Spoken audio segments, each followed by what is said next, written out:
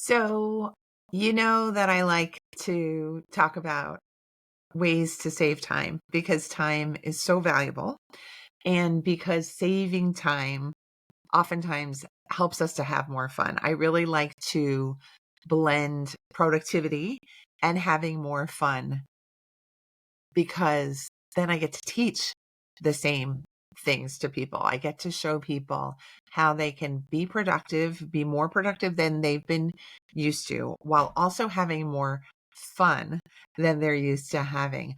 I think some of the trouble with productivity and sometimes falling into procrastination is that we make the mistake of thinking that if we force ourselves into getting things done, things will be better somehow.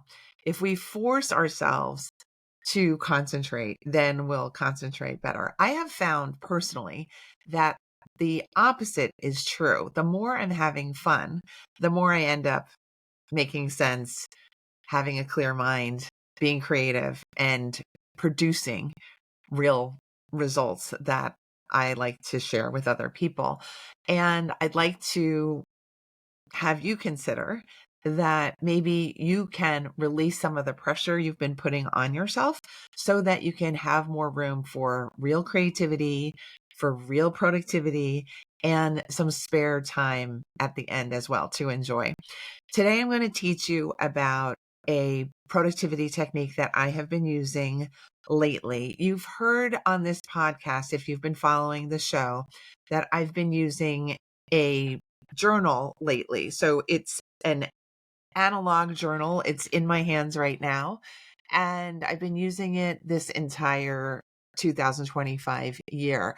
It's been a very new experience for me because I've always been a planner person, but not a journaler. And because I'm spending so much time writing out my thoughts and spending time with this actual journal book, I have found that I've been writing my to-do list in a continuous way. And that means I'm just doing one long stream of to-do list tasks and keeping that list going. So that's why I'm calling it a continuous to-do list. Now, is this special somehow? I'm not so sure, but it's been working for me. I think the reasons why it works is that it doesn't stress me out. It doesn't force me to recreate my to-do list the next week or the next month because this to-do list keeps going on and on and on. It makes me relaxed because I don't have to worry about forgetting anything on the list because after all, it's a continuous to-do list and it's written down. And it also speeds up my own processing about what I have left to do in any given day because I can just glance at this continuous to-do list, see what has been crossed off, those finished items, and immediately jump to the next item on the list for consideration.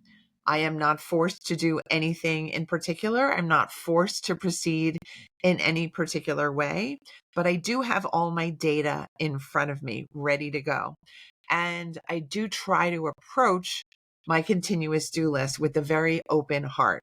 Like nobody's forcing me to get things done. I'm doing this for my own good, for my own well being, for my own life. And I think that entire scenario of the continuous to do list and my own attitude about treating myself kindly when I'm trying to get things done works. It ends up leaving me with a state of relative flow where I'm not stopping and starting, where I know what I need to do. And I know that I don't need to pressure or force myself into anything to get anything done. So I'm wondering if you might try this out for yourself. This might solve the lots of different post-its all over your office or home. It might solve the anxiety of forgetting things to do. And it might make productivity a little bit more fun for you today. So try it out. whatever you want to let me know in terms of feedback about this technique, share it with me on Instagram. I'm Procrastination Coach there. You can always direct message me there about anything, but especially about the continuous to-do list. I also thought I would add some general comments about working with a to-do list so that you can up your game no matter how you choose to structure your own to-do list. So here's the list of my general strategies for making your productivity go a lot more smoothly and more powerfully. The first one is do not put your feelings into your work. And I think I need to explain that a little bit.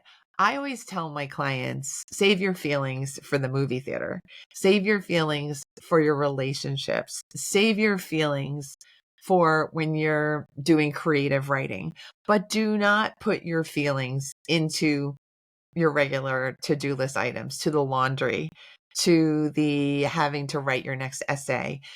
Um, if it's a nonfiction essay, just write it, right? I think that's the tip. When we mix our feelings, both the good and the bad, in our work, I think it slows us down. I think it causes us to feel, in some ways, more engaged with the work than we even need to. We need to be properly engaged, but safely engaged. That means our hearts are protected. That means we are not going to yell at ourselves if we draw a blank when we're in the middle of writing an essay paragraph.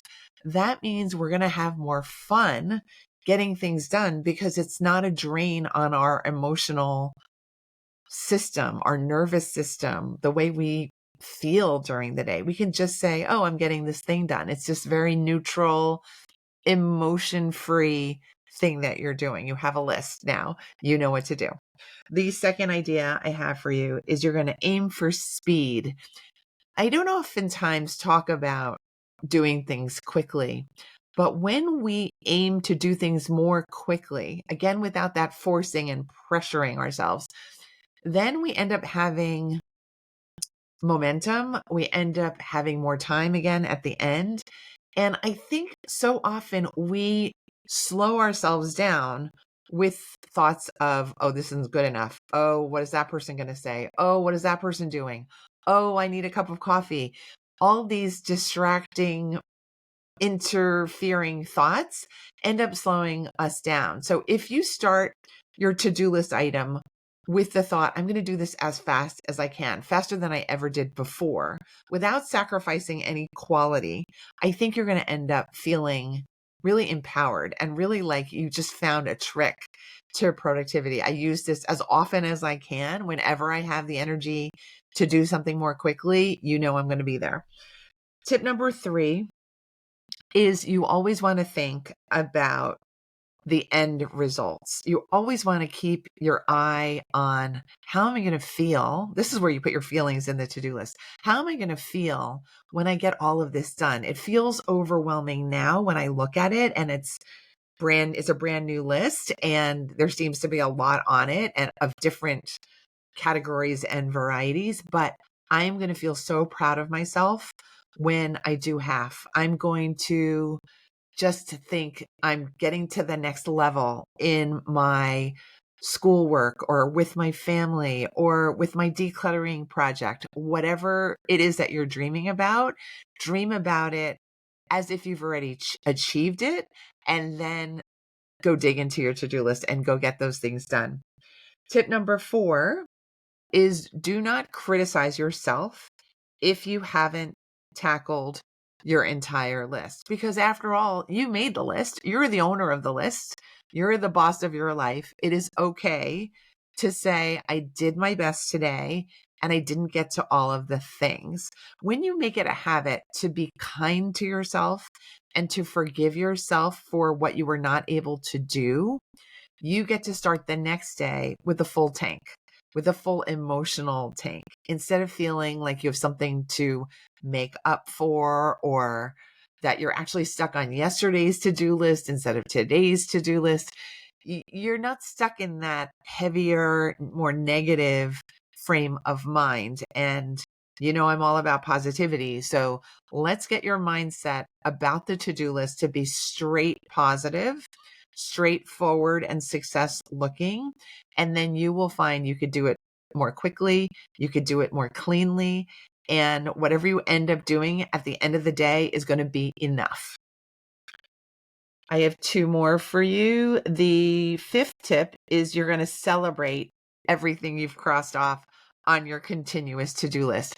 I didn't mention when I was describing how I do my continuous to-do list, but what I do is I put a line straight through the item that I've completed. You could still read what it was, but I do cross it off with a horizontal line to indicate this is completely done, taken care of, it's dusted.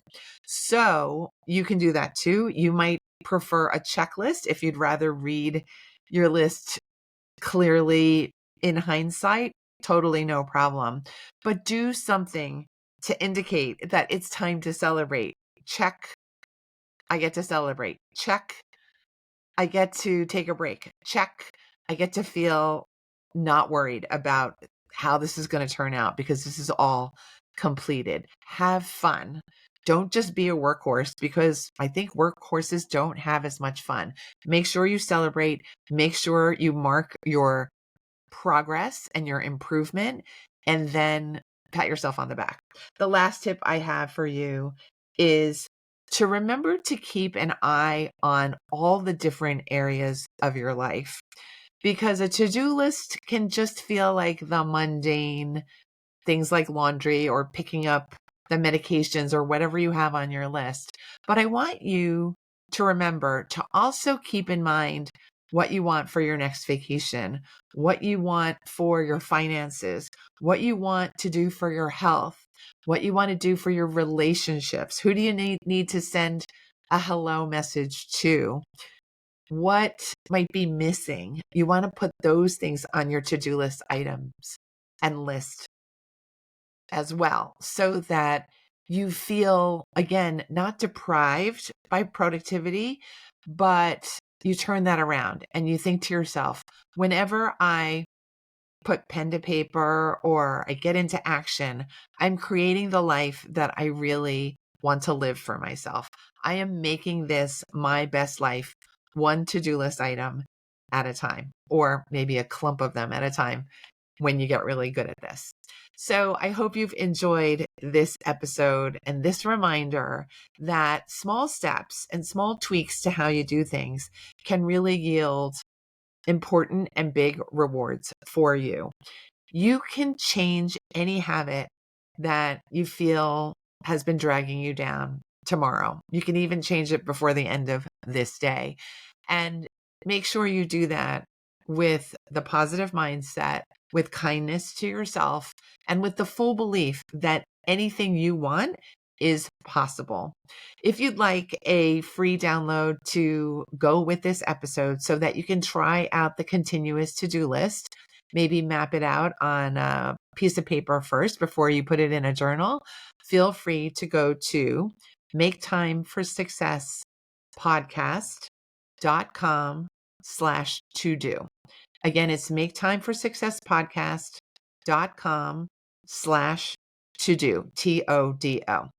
I will share that worksheet with you. And again, if you'd like to share your thoughts about this episode with me, bring it on. Send me those comments. I'd love to start a conversation with you. I will see you next week. I have a special guest next week. Her name is Lori Reynoldson, and she's an amazing guest. I can't wait to share that episode with you too. Bye.